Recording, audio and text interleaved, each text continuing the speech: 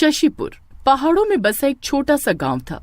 वो गांव देखने में तो बहुत सुंदर था, लेकिन शाम होते ही गांव का कोई भी बच्चा गांव के कुएं के पास से गुजरने की हिम्मत नहीं करता था। गांव वालों का मानना था कि गांव के कुएं में एक चुड़ैल रहती है और जो भी बच्चा दिन ढलने के बाद उस कुएं के पास से गुजरता है तो फिर कभी वापस लौट कर नहीं आता। गुड्डी बेटा, मुझे अभी सारे घर की सफाई करनी है, तो तू ये पानी का घड़ा उठाकर वहाँ पर रख दे। ठीक है माँ। गुड्डी पानी का घड़ा उठाकर दूसरी तरफ रख ही रही थी कि तभी अचानक उसका पैर मुड़ता है और घड़ा जमीन पर गिरकर टूट जाता है और पूरे फर्श पर पानी ही पानी फैल जाता है। अरे ये क्या किया तूने? तुझसे एक भी काम कभी ठीक से नहीं हो सकता क्या? लेकिन मैंने जानबूझकर घड़ा नहीं गिराया माँ, मेरा पैर मुड़ गया तो घड़ा गिर गया। चिंटू अपने दोस्तों के साथ खेलकर घर आता है, लेकिन उसके पूरे कपड़े कीचड़ में सने हुए थे, जिसे देखकर नीलम को और गुस्सा आ जाता है। हे भगवान, ये ऐसी औलादें मुझे ही मिलनी थी क्या? एक ने पूरे घर में पानी फैला दिया और दूसरा पूरी तरह कीचड़ से लिपट कर आए। अब घर में और पानी भी नहीं है जिससे तुझे नहला सकूं। तो क्या हुआ माँ, मैं कुएं से जाकर पानी ले आता हूँ। तेरा दिमाग खराब हो गया है क्या? पता है ना उस कुएं में चुड़ैल रहती है, कभी भूल कर भी वहाँ मत चले जाना। जाकर कपड़े से खुद को साफ कर ले, कल जब पानी लेकर आऊंगी तो नहा लेना। इतना बोलकर नीलम अंदर खाना बनाने के लिए चली जाती है, लेकिन चिंटू अपनी बहन गुड्डी से कहता है, गुड्डी, मुझे कीचड़ की वजह से बहुत खुजली हो रही है। अगर मैं नहीं नहाया तो चैन से नहीं बैठ पाऊंगा। मैं कुएं के पास नहाने जा रहा हूँ, लेकिन तुम माँ को मत बताना, मैं बस थोड़ी ही देर में आ जाऊंगा। नहीं भैया, तुम मत जाओ। अगर चुड़ैल ने तुम्हें पकड़ लिया तो वो तुम्हें छोड़ेगी नहीं। अरे तुम चिंता मत करो, मुझे कुछ नहीं होगा।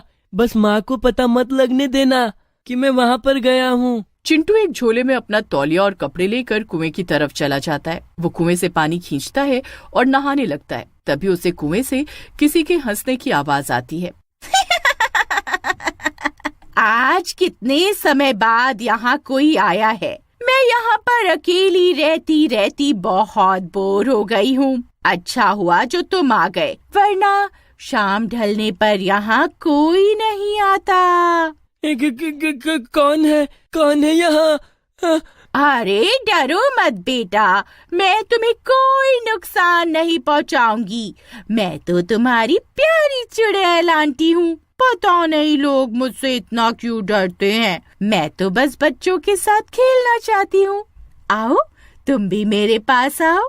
नहीं, मुझे तुम्हारे पास नहीं आना। चुड़ैल, चुड़ैल भागो। चिंटू वहाँ से भागने लगता है। तभी चुड़ैल कुएं के अंदर से निकलकर उसके सामने आ जाती है। मैंने तुमसे कहा ना कि तुम्हें मुझसे डरने की कोई जरूरत नहीं है, तो तुम मुझसे डर क्यों रहे हो? चलो, मैं तुम्हें अपने साथ लेकर चलती हूँ। नहीं, नहीं। चिंटू बार बार उसके साथ जाने के लिए मना करता है, लेकिन चुड़ैल जबरदस्ती उसका हाथ पकड़कर उसे कुएं के अंदर ले जाती है। चिंटू जब बहुत देर तक घर नहीं आता तो उसकी बहन को उसकी चिंता होती है। गुड्डी, चिंटू कहाँ पर है? खाना बनकर तैयार हो गया है। भैया, चेतन के घर गए थे माँ, मैं अभी उन्हें बुलाकर लाती हूँ। ठीक है, लेकिन जल्दी आना, कहीं तुम भी उसके घर जाकर बैठ जाओ। गुड्डी घर से बाहर आती है। कहीं चिंटू भैया को चुड़ैल ने तो पकड़ नहीं लिया। मुझे वहाँ पर जाकर देखना होगा, लेकिन मैं वहाँ अकेली नहीं जा सकती। एक काम करती हूँ, चेतन को भी अपने साथ ले लेती हूँ। गुड्डी अपने पड़ोसी चेतन के घर जाती है और उसे सारी बात बताती है। अरे तुम्हारा दिमाग खराब हो गया है क्या? मैं तुम्हारे साथ किसी कुएं के पास नहीं जाने वाला, और मेरी बात मानो तो तुम भी मत जाओ और अपनी माँ को सारी बात बता दो। अगर मैंने माँ को कुछ भी बताया ना तो मेरी माँ मेरी बहुत धुलाई करेगी। तुम प्लीज मेरे साथ चलो, मुझे भैया की चिंता हो रही है। अच्छा ठीक है, चलो। गुड्डी और चेतन दोनों चिंटू को ढूंढने के लिए कुएं के पास जाते हैं। दोनों मिलकर चिंटू को आवाज लगाते हैं। अगर तू यहाँ पर है तो जल्दी से आ जा, हमें बहुत डर लग रहा है।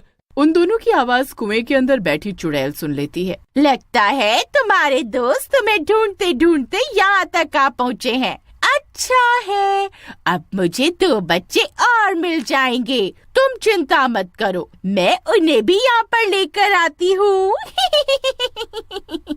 चुड़ैल जल्दी से कुएं के बाहर आती है तो चेतन और गुड्डी उसे देखकर बुरी तरह डर जाते हैं। चेतन चुड़ैल को देखकर इतनी तेज दौड़ता है कि पलक झपकते ही वहाँ से गायब हो जाता है, लेकिन गुड्डी को अपने भाई की चिंता थी तो वो वहाँ से नहीं भाग। देखो चुड़ैल आंटी, अगर आपने मेरे भाई को किडनैप किया है तो प्लीज मुझे मेरा भाई वापस दे दो, वरना मेरी मम्मी बहुत मारेगी। है? गांव के सब लोग मुझसे डरते हैं और मैं यहाँ पर तुम्हारे सामने खड़ी हूँ और तुम्हें मुझसे ज्यादा अपनी मम्मी से डर लग रहा है। आप वो सब बातें छोड़िए और बताइए मेरे भैया कहाँ हैं? मुझे मेरे भैया वापस चाहिए। हाँ हाँ, जैसे तो तुम कहोगी और मैं तुम्हारी बात मान लूंगी। चलो मेरे साथ चुपचाप कुएं के अंदर। गुड्डी नहीं नहीं चिल्लाती है, लेकिन चुड़ैल उसे भी अपने हाथ से खींचते हुए कुएं के अंदर ले जाती है। तभी चेतन भी दौड़ते दौड़ते अपने घर पहुंचता है और अपनी माँ को सारी बात बताता है। चेतन और उसकी माँ सीता नीलम के घर जाते हैं और उसे सारी बात बताते हैं। तो उनकी बात सुनकर नीलम के तो पैरों तले से जमीन खिसक जाती है। हे भगवान, इन औलादों को कितना भी समझा लो, लेकिन मजाले की कोई बात इनकी समझ में आए। अब मैं कैसे उन दोनों को उस कुएं वाली चुड़ैल से बचाऊंगी? भिक्षाम देहि। लगता है तुम्हारे द्वार पर साधु महाराज आए हैं। भगवान ने बड़े ही ठीक समय पर साधु महाराज को तुम्हारे घर पर भेजा है। तुम जाकर उनसे मदद मांगो। नीलम साधु महाराज के लिए भिक्षा लेकर जाती है। तभी उसका उतरा हुआ चेहरा देखकर साधु महाराज उससे पूछते हैं, क्या बात है बेटी, तुम मुझे बहुत परेशान लग रही हो। क्या जीवन में कोई संकट आन पड़ा है? हाँ साधु महाराज, संकट तो बहुत बड़ा आन पड़ा है। हमारे गांव में एक बहुत बड़ा कुआं है और उसके अंदर एक चुड़ैल रहती है। सूरज ढलने के बाद वहां पर कोई नहीं जाता, लेकिन आज मेरे दोनों बच्चे वहां पर चले गए और वो चुड़ैल उन्हें अपने साथ कुएं के अंदर ले गई। तुम चिंता मत करो बेटी, मैं तुम्हारी सहायता करूंगा। तुम मुझे उस कुएं के पास लेकर चलो। नीलम साधु महाराज को लेकर चेतन और सीता के साथ कुएं के पास जाती है। तभी साधु महाराज अपने कमंडल से जल लेकर कुछ मंत्र बोलते हैं और उस जल को कुएं के अंदर डाल देते हैं। तभी कुएं के अंदर से चिल्लाने की आवाज आती है और चुड़ैल उनके सामने आकर प्रकट हो जाती है। किसने मुझ पर वो जल फेंका? किसकी इतनी हिम्मत? तो तुम हो वो चुड़ैल जिसने बच्चों को कैद किया है। देखो, चुपचाप बच्चों को वापस कर दो, वरना ठीक नहीं होगा। देखिए, आप साधु हैं, इसलिए मैं आपकी इज्जत करती हूँ, लेकिन मैंने उन बच्चों को कैद नहीं किया है और न ही उन्हें परेशान किया है। मैं तो बस उनके साथ खेल रही थी। ये झूठ बोल रही है साधु महाराज। भला कौन सी चुड़ैल बच्चों के साथ खेलती है? अगर आप लोगों को यकीन नहीं होता तो आप बच्चों से ही पूछ लीजिए। चुड़ैल कुएं के अंदर जाती है और बच्चों को बाहर लेकर आती है। तो बच्चे अपने अपने हाथों में आइसक्रीम लिए हुए खा रहे थे और बहुत खुश थे। देख लिया ना बच्चे कितने खुश हैं। मैं तो बस बच्चों के साथ समय बिताना चाहती थी। देखो, तुमने पहले भी बच्चों को कैद किया था और आज भी किया। तुमने गांव वालों के बच्चे चोरी करके उन्हें वापस नहीं दिया। ये बहुत ही गलत बात है। तुमने गांव वालों से उनके बच्चे छीने हैं।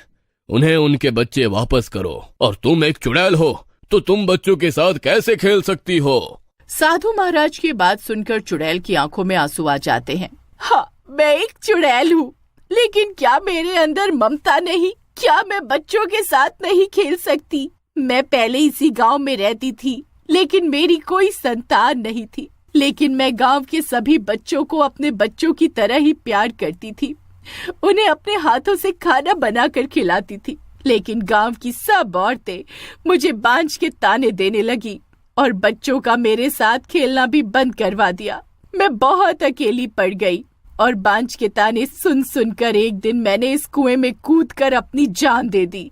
लेकिन बच्चों के अंदर मेरा मोह था, इसलिए जब भी कोई बच्चा सूरज ढलने के बाद यहाँ से गुजरता था तो मैं उसके साथ खेलने के लिए उसे अपने साथ ले जाती थी।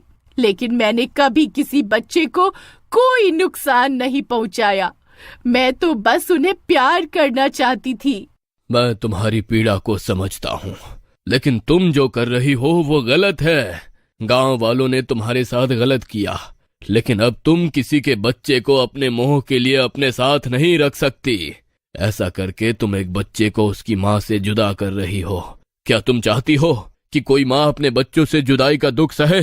तो फिर तुम सब बच्चों को वापस लौटा दो और मैं तुम्हें यह आशीर्वाद देता हूँ कि अब तुम इस चुड़ैल जीवन से मुक्त हो जाओगी और तुम्हारे अगले जीवन में तुम्हें संतान सुख की प्राप्ति होगी।